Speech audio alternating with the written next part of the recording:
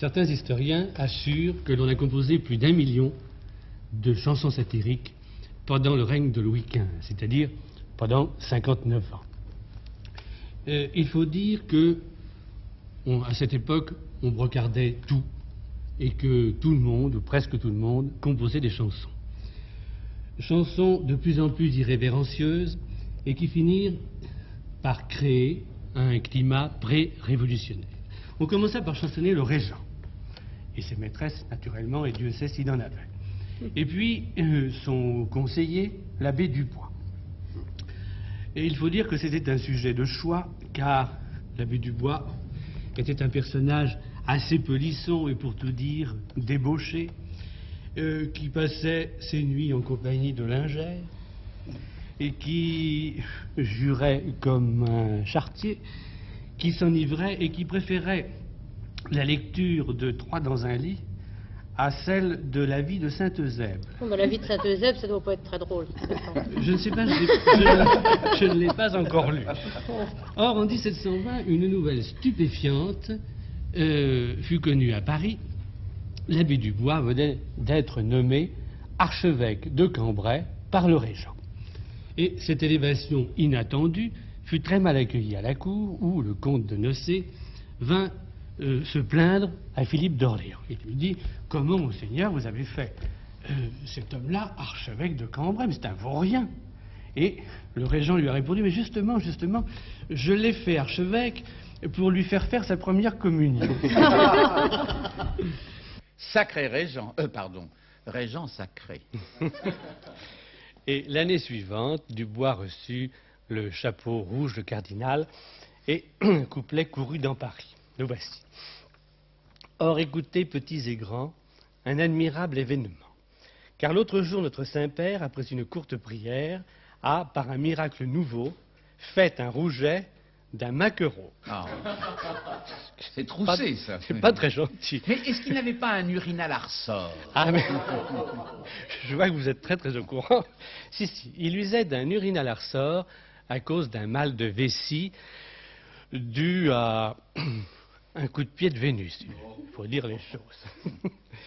Et puis après la mort du régent et de Dubois, on commençait à s'occuper du jeune roi Louis XV, qui était alors âgé de 13 ans. Du jeune roi et de son premier ministre, le duc de Bourbon, qui était un personnage répugnant, débauché, odieux, hideux, bête et méchant, enfin, et en plus, qui n'avait qu'un œil. On l'appelait d'ailleurs le Cyclope. Bien aimable personnage. Aimable personnage, en effet. Or, ce borgne organisait au château de Choisy de petites sauteries extrêmement lestes, en compagnie de très jeunes filles. Petites sauteries qui préfiguraient en quelque sorte certains ballets roses qui sont encore dans toutes les mémoires.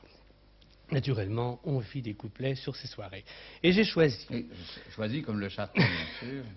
J'ai choisi pour ouvrir ce cabaret consacré ce soir au règne de Louis XV, cette époque où le libertinage et le dévergondage étaient, si j'ose dire, les deux mamelles de la France, précisément une chanson sur les soirées de Choisy. Et je vais demander à Suzanne Gabriello de bien vouloir nous la chanter.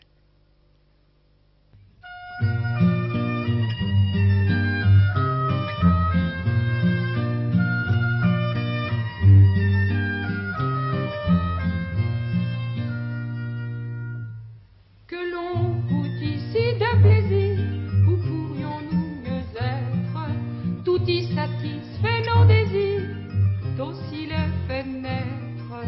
Voici réunis dans ces lieux des dames fort coquettes, des fruits verts aux désirs curieux et de jolies fillettes.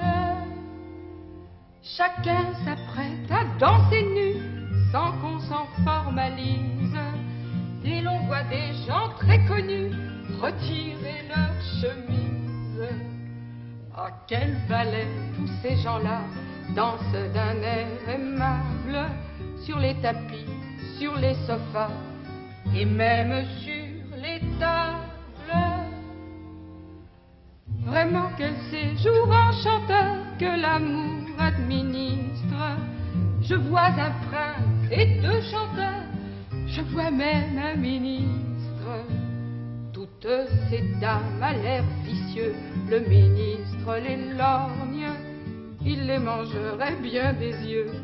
Mais hélas, il est borgne. Que l'on goûte ici de plaisir, où pourrions-nous mieux être? Tout y satisfait nos désirs, tout aussi les fait naître.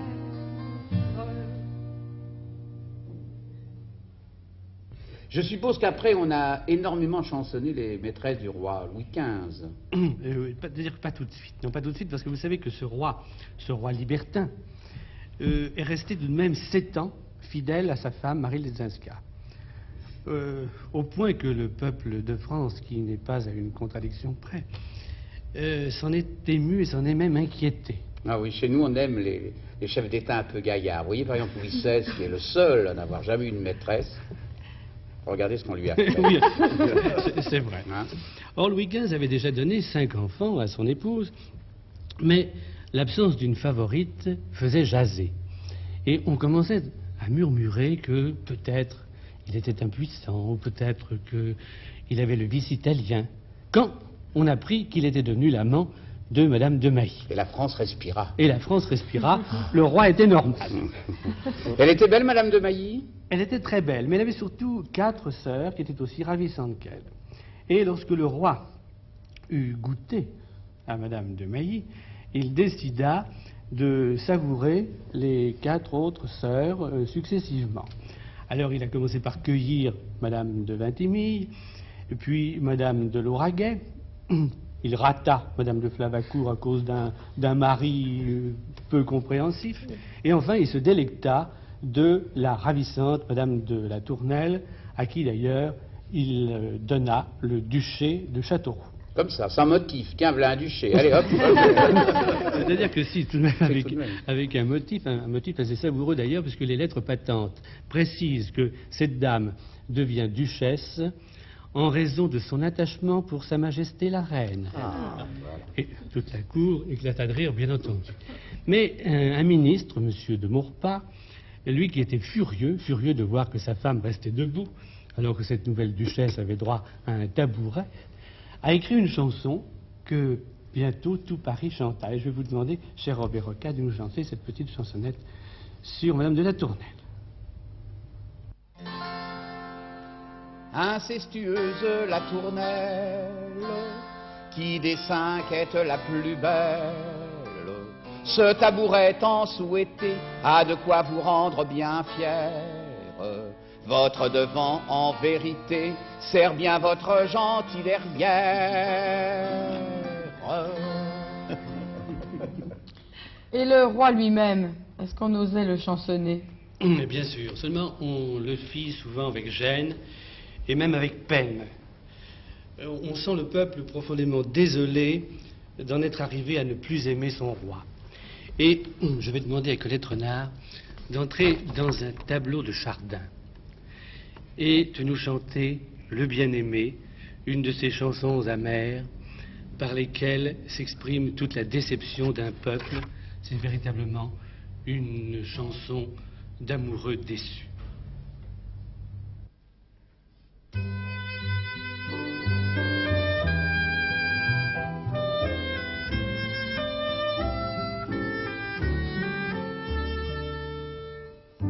Dans un grand élan de tendresse, ébloui par votre jeunesse, un jour nous vous avons donné un surnom qu'en notre inconscience nous pensions vous voir mériter pour toujours du peuple de France, le bien-aimé.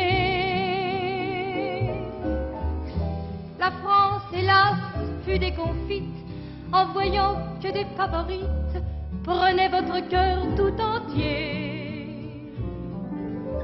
Alors, cela fait peine à dire, et bien des gens en ont pleuré.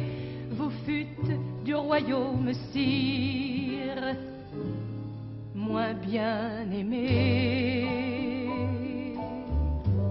Et puis, certaines de ces dames, sur simple caprice de femme, à la guerre vous ont poussé. personne n'osa vous maudire, mais d'un peuple désenchanté, vous fûtes de moins en moins sire, le bien-aimé. Pour que des catins à Versailles, sous les lambris fassent ripaille, nous sommes d'impôts écrasés. Et vous n'avez qu'indifférence pour les pleurs et la pauvreté du malheureux peuple de France,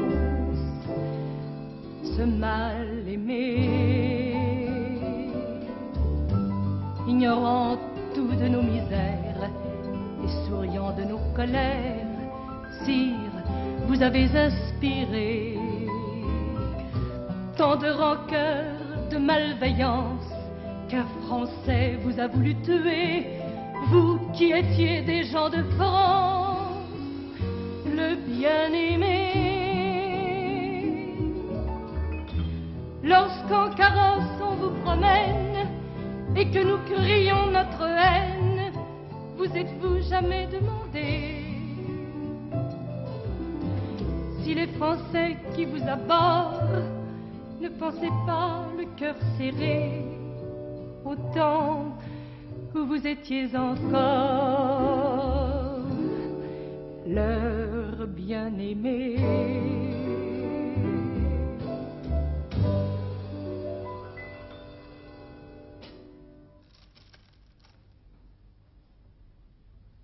Madame de Pompadour inspira ce qu'on appelait des poissonnades, je crois. Oui, parce qu'elle s'appelait Jeanne-Antoinette Poisson. Oui. Mais pas tout de suite, parce qu'au début, on a commencé par ironiser sur le ratage du roi. Allons-y. Car il faut bien le dire, le premier soir n'a pas été brillant, il l'a raté. L'émotion, un trop bon dîner, je ne sais pas, mais enfin, il l'a raté. Ça ne nous regarde pas. Et un chroniqueur du temps nous dit que il était auprès d'elle aussi piteux qu'une fleur cassée. Oh, ça, c'est le bouquet. Ce qui étonna d'ailleurs beaucoup cette jeune femme, parce que une cartomancienne lui avait prédit, alors qu'elle avait 9 ans, qu'elle deviendrait la maîtresse du roi. Alors elle s'attendait tout de même à autre chose, et hélas. Enfin, quoi qu'il en soit, comme tout se savait dans ce palais de verre qu'était Versailles, le lendemain de cette nuit absolument navrante, un couplet courut que je vais demander à Colette Renard de bien vouloir nous chanter. Oui, c'est bien.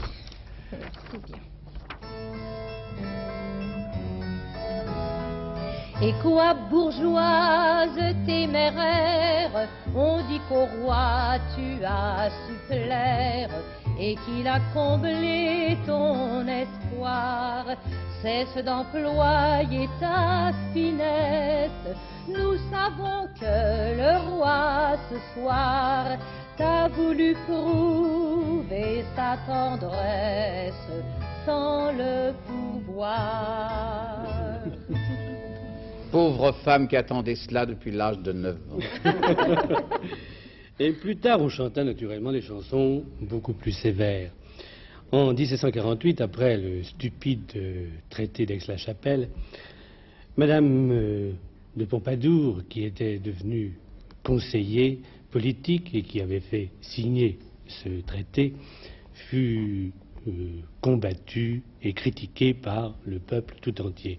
Et un soir, chez M. de Maurepas, encore lui, au cours d'un souper, certains convives s'amusèrent à composer une chanson extrêmement violente contre cette petite parvenue qui exigeait que son maître d'hôtel fût décoré de l'ordre royal de Saint-Louis, mais qui tout de même appelait Monsieur le duc de Chaulnes son cochon,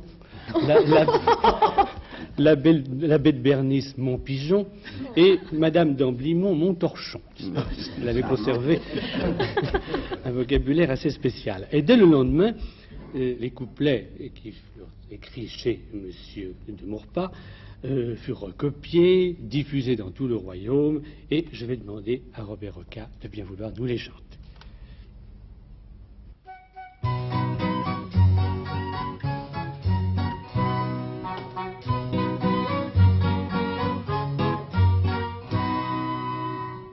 Les grands seigneurs s'avilissent, les financiers s'enrichissent, tous les poissons s'agrandissent, c'est le règne du vaurien. On épuise la finance, en bâtiments, en dépenses, l'État tombe en décadence, le roi ne m'étonnera rien, rien. Une petite bourgeoise élevée à la grivoise mesure tout à sa toise, de la cour fait un taudis. Le roi, malgré son scrupule, pour elle froidement brûle, et sa flamme ridicule excite dans tout Paris. Cette catin subalterne insolemment le gouverne, et c'est elle qui décerne les honneurs à prix d'argent. Devant l'idole tout plie, le courtisan s'humilie, il subit cette infamie et n'est que plus indigent.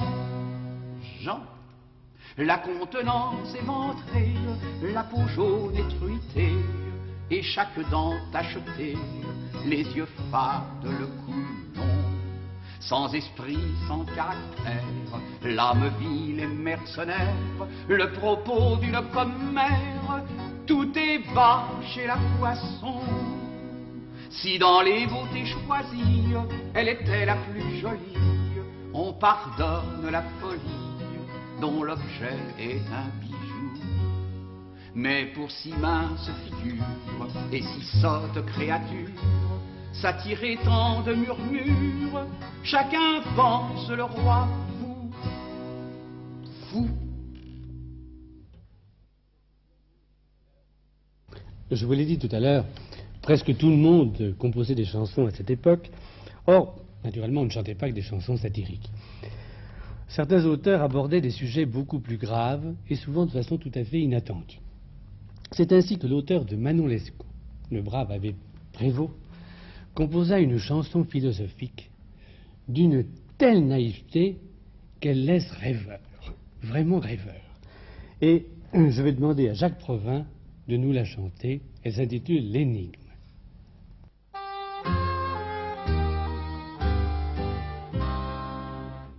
Que notre ignorance est extrême, toujours douter est notre lot. Le flambeau de la raison même n'est pour nous qu'un faible falot.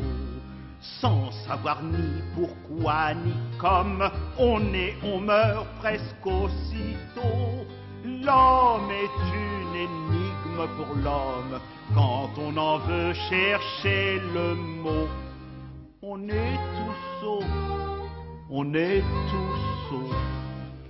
La femme est un autre problème, on l'admire sans l'expliquer, cachant sous des charmes extrêmes un fonctionnement compliqué.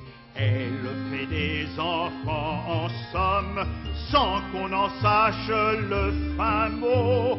Elle est une énigme pour l'homme, et quand on y pense un peu trop, on est tous sots, on est tous sots. Savez-vous que notre planète, auprès du soleil, est, dit-on, comme une pomme de rainette à côté du mont Apollon? Que faisons-nous sur cette pomme, souverain duc, abbé Prévost? C'est la grande énigme pour l'homme, et quand on y pense un peu trop, on est tous sots, on est tous sots.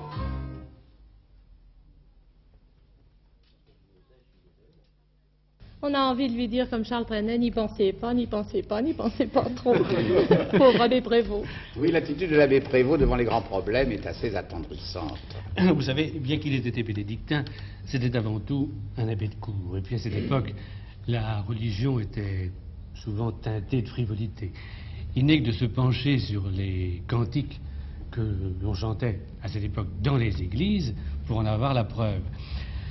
Ils avaient souvent un air sautillant, extrêmement sautillant, qui étonnerait beaucoup nos braves prêtres contestataires d'aujourd'hui. Et je vais demander à Colette Renard de nous en chanter un, c'est un cantique de Noël. Merci.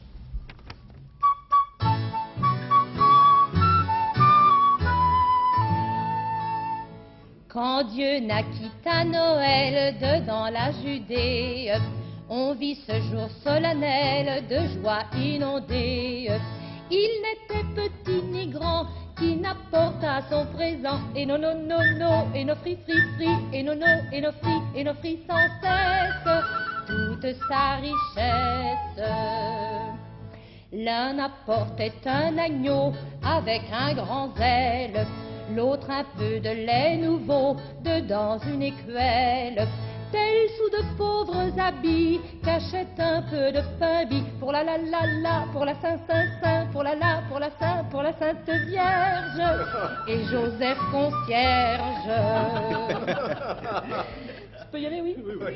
De nos plus charmants concerts que tout retentisse, le ciel à nos mots divers est enfin propice. Accordons en ce grand jour le fifre avec le tambour. Timbalé, lélé, timbatron, tron, tron, timbalé, timbatron, timbalé, trompette, pour lui faire fête. Ça se chantait dans les églises. Il réussit d'y aller jusqu'au bout. Ça balance.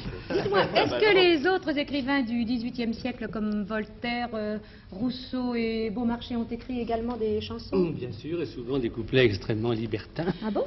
C'est assez étonnant parce qu'on ne voit pas, par exemple, un écrivain de nos jours comme M. François Mauriac écrire des couplets légers. Non, pas votre ami, monsieur François Mauriac, chère Suzanne Gabriello, mais d'autres. Bien sûr, il existe des chansons de Jean-Paul Sartre, de Raymond Queneau, de Sacha Guitry. Malheureusement, la chanson, ces dernières années, est tombée si bas, a été si maltraitée par de pseudo-paroliers à peu près analphabètes, que les écrivains hésitent à s'aventurer dans ce marécage. Il y a bien, naturellement, Trenet, Brassens, Brel, Gainsbourg, mais ils sont un peu submergés. Et il faut se réjouir d'apprendre que M. René Barjavel, par exemple, va écrire des couplets, car cela incitera, j'espère, d'autres écrivains à s'intéresser à la chanson, et la chanson peut-être reprendra la place qu'elle occupait au XVIIIe siècle, quand les grands esprits n'estimaient pas déchoir en exprimant leurs sentiments par de charmants petits couplets. Écoutez par exemple une chanson qui a été écrite par Monsieur de Montesquieu, l'auteur des Lettres persanes et l'Esprit des lois, une chanson qu'il a écrite pour Madame de Grave dont il était amoureux. Je vais demander à Robert Roca de nous la chanter. Elle s'intitule L'exil de l'amour.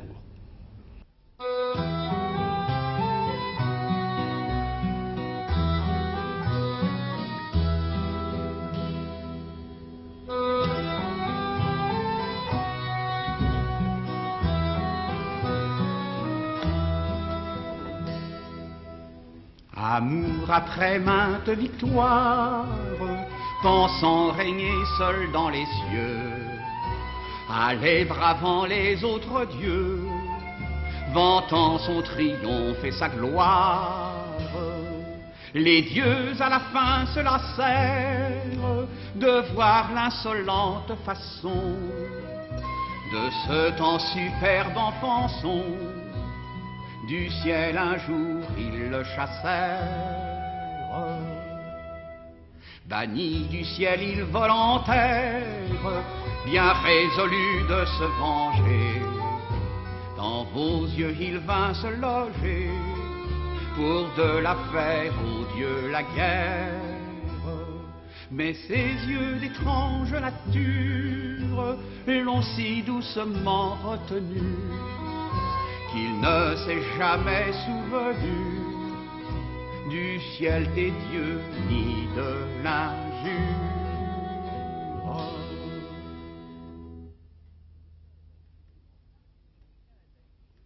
Est-ce que Louis XV a écrit des chansons? Oui, mais des petits couplets sans importance. Vous savez, ces petites choses que l'on appelait des pièces fugitives, que l'on improvisait sur un coin de table et que l'on chantait au dessert. Or, il aurait pu, en se donnant un peu de peine, écrire des chansons extrêmement drôles parce qu'il avait beaucoup d'esprit. Je vais vous en donner un exemple. Le jour où Soubise, qui était copieusement trompé par sa femme, fut battu à Rosbach, le roi murmura « Pauvre homme, il ne lui manque plus que d'être content ». Enfin, il est un autre personnage de sang royal aussi, qui composait à cette époque des chansonnettes, c'est Dufresne. Charles Rivière Dufresne. C'était un prince? Non, il appartenait à ce qu'on pourrait appeler une lignée de la main gauche, n'est-ce pas? C'était le fils d'une jardinière d'Annay et le petit-fils de Henri IV, à qui il ressemblait d'ailleurs d'une façon étonnante. Il composa énormément de chansons, ce qui ne l'empêcha pas d'ailleurs de rester dans une presque misère, au point qu'un jour, ne pouvant pas payer sa blanchisseuse, il l'épousa pour s'acquitter envers elle. Vous croyez que ma blanchisseuse accepterait que je m'acquitte de cette façon? C'est-à-dire que je ne pense pas, parce que les commerçants sont beaucoup plus exigeants maintenant. Que là, on va dans des grandes entreprises des pressings, maintenant, il faut épouser tout le magasin. Et puis, ils n'acceptent pas n'importe quel propre non plus. Enfin, quoi qu'il en soit, Dufresne composa une délicieuse chanson qui fut chantée pendant près de 100 ans et que je vais demander à Colette Renard de nous interpréter. Vous allez donc entendre une chanson écrite par le petit-fils d'Henri IV qui s'intitule « L'avaricieuse ».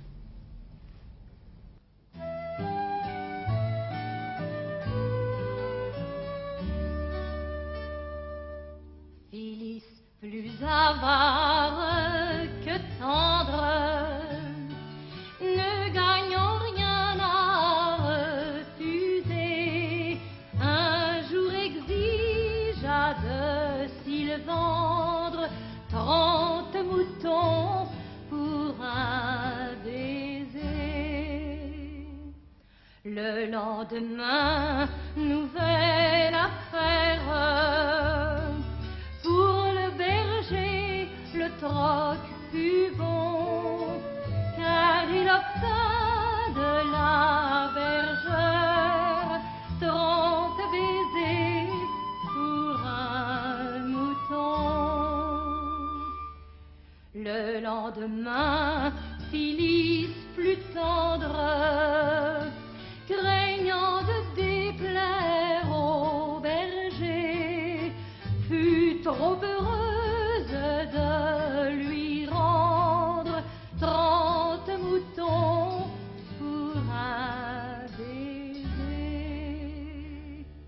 Le lendemain, Phyllis, peu sage, aurait donné moutons et chiens pour un baiser. Le volage à Lisette sonnait pour rien. J'aimerais qu'on revienne un peu à Madame de Pompadour, parce que je voudrais vous faire entendre une chanson qui a été composée en 1763, après le désastreux traité de Paris, au terme duquel nous abandonnions à nos vainqueurs, entre autres, le Canada, l'Acadie, la Grenade, la Dominique, Tabago, Minorque, la Louisiane, les Indes, etc. En revanche, nous obtenions de très importants territoires. Entre autres, Belle-Île-en-Mer. Voilà. Enfin, la France se réduisait peu à peu à un petit hexagone. À un petit hexagone, exactement. Et l'on reprochait à la marquise nos défaites, nos pertes et notre ruine, avec souvent beaucoup d'esprit, mais toujours une grande cruauté. Et je vais demander à Robert Roca de bien vouloir nous chanter Marquise aimée de notre roi, qui s'interprétait sur l'air suave d'Alléluia. Marquise aimée de notre roi, bientôt la France, grâce à toi, sera le plus mignon des États. Alléluia. Perdant Dunkerque avec l'Artois, la Normandie et le Barrois, dans le creux de la main elle tiendra. Alléluia. Marquise encore quelques traités, et tout sera en vérité simple pour qui la gouvernera. Alléluia. Quel soulagement pour notre Louis, et quel soupir quand le pays à Versailles se limitera. Alléluia. Marquise aimée, tout ce que tu fais ne peut jamais qu'être parfait, même si nous mangeons du rat. Alléluia. Les généraux par toi nommés sont des gens fort bien élevés, sachant se conduire en tous les cas. Alléluia. Quand ils rencontrent l'ennemi, ils se font battre avec esprit, au lieu de vaincre comme des goujats. Alléluia.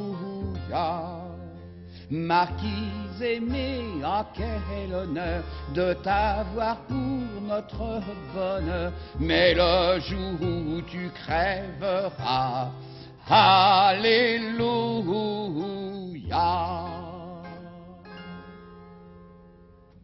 Et quand Madame de Pompadour mourut, on chanta effectivement Alléluia. Et puis on s'attaqua à Madame du Barry. Pourtant, elle ne s'est pas mêlée de politique. Non, non, mais on lui reprochait à elle ses origines. Vous savez qu'elle avait été un très long moment, pensionnaire dans une maison assez close, qui appartenait à une appareilleuse célèbre, la Gourdon. Et là, elle se faisait appeler, d'un nom extrêmement suave, Mademoiselle Lange. Et elle y connut intimement, et je dirais même sur le bout du doigt, des ducs, des princes de l'Église, des généraux, des magistrats, des ministres, etc. Bref, elle se fit énormément de très très belles relations. Et un jour, on l'amena à Versailles, où sa beauté éblouit le roi Louis XV. Par la suite, il aima cette jeune femme. Il l'aima parce que son enjouement, sa gaieté, sa verve le changeait des attitudes gourmées et figées de Madame de Pompadour. Une anecdote donnera une idée des manières un peu libres de Madame du Barry. Un matin, le roi se trouvait dans sa chambre. Il faut dire que Madame du Barry ne se levait pas avant midi, jamais avant midi. Et on annonça le nonce et le cardinal de la Rochefoucauld, le grand aumônier. Qu'ils entrent, dit le roi. Et les deux ecclésiastiques vinrent s'incliner devant Louis XV, saluèrent la favorite, qui, du creux de son oreiller, leur envoya un petit bonjour amical. Et puis, on parla. Et au bout d'un moment, on annonça qu'un notaire, qui s'appelait Maître Le Pot d'Auteuil, on n'invente pas un nom pareil, Maître Le Pot d'Auteuil, voulait présenter un contrat au roi. Et on le fit entrer, la même scène se renouvela, et le roi commença à signer différents papiers. Et au bout d'un moment, Madame du Barry s'ennuya au lit, et elle décida de se lever. Et complètement nue, elle sortit du lit et demanda aux deux ecclésiastiques de bien vouloir lui passer ses pantoufles. Et les deux ecclésiastiques, un peu rougissants mais ravis, lui donnèrent les pantoufles. Et un auteur du temps nous dit qu'ils s'estimèrent trop dédommagés de ce vil et ridicule emploi en jetant un coup d'œil fugitif sur les charmes secrets de cette pareille beauté, n'est-ce pas? Enfin, il s'était dédommagé.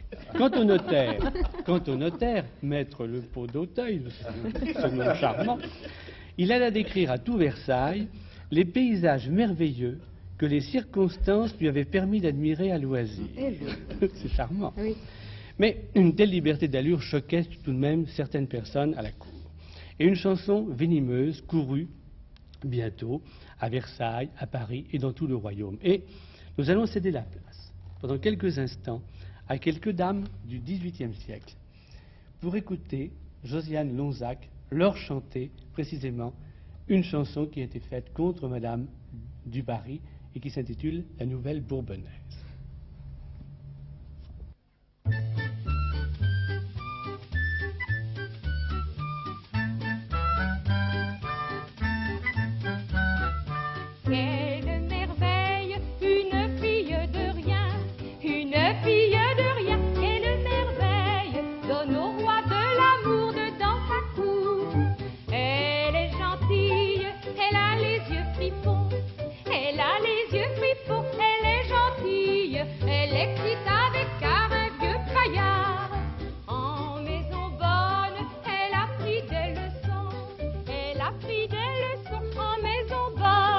chez Gourdin, chez Brisson, c'est lent, que de posture, elle a lu l'arétin,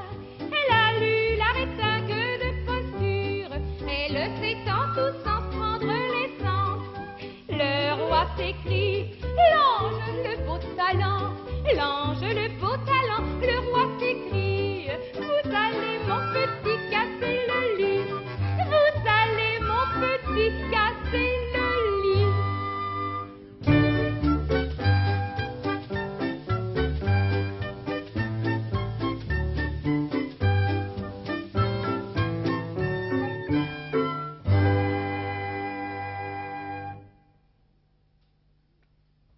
Pour terminer, je voudrais vous faire entendre une chanson, petite chanson ironique, qui montre à quel point sous Louis XV, malgré la grande liberté de mœurs qu'on avait à cette époque, les différentes classes de la société étaient nettement séparées.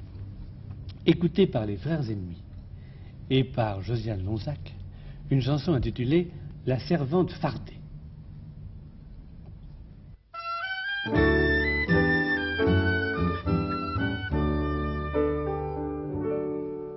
Dans Paris, il y avait une dame qui était belle comme le jour. Dans Paris, il y avait une dame qui était belle comme le jour. Mais elle avait une servante qu'aurait voulu être aussi belle que sa dame. Elle n'a pas pu. S'en fut trouver l'apothicaire. Monsieur, vendez-vous du phare. S'en fut trouver l'apothicaire. Monsieur, vendez-vous du phare. À combien le vendez-vous l'once? C'est deux écus. Donnez-moi-en une demi-once, v'là mon écu. Ne vous mirez pas dans la glace quand vous serez à vous farder. Ne vous mirez pas dans la glace quand vous serez à vous farder. Il faut éteindre la chandelle, barbouillez-vous. Le lendemain vous serez belle comme le jour. Le lendemain, elle se lève bien avant qu'il ne fasse jour. Le lendemain, elle se lève bien avant qu'il ne fasse jour. Puis ayant mis sa robe rose, coquettement, elle s'enfuit dans la ville se promenant. Mais son amant qui est sur la place, la voyant lui n'a crié.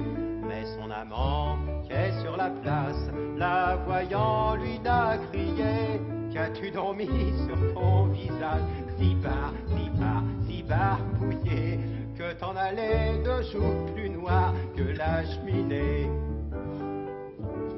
S'en revint chez l'apothicaire. Monsieur, que m'avez-vous baillé? S'en revint chez l'apothicaire. Monsieur, que m'avez-vous baillé? Je vous ai vendu du cirage pour vos souliers, car ce n'est pas à une servante de se farder.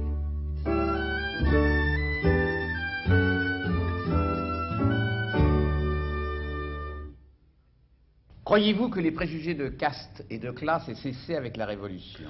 Non, vous avez raison, Robert Rocaille. Je crois qu'ils existent toujours. Je vais vous en donner une preuve. Un soir, un spectacle avait été donné dans un cercle militaire. Et la femme d'un général très connu, il ne s'agit pas de celui auquel vous pensez, dit c'était très bien, vraiment très bien, très fin, et même un peu trop fin. Seuls les officiers ont pu apprécier. Les sous-officiers n'ont pas compris.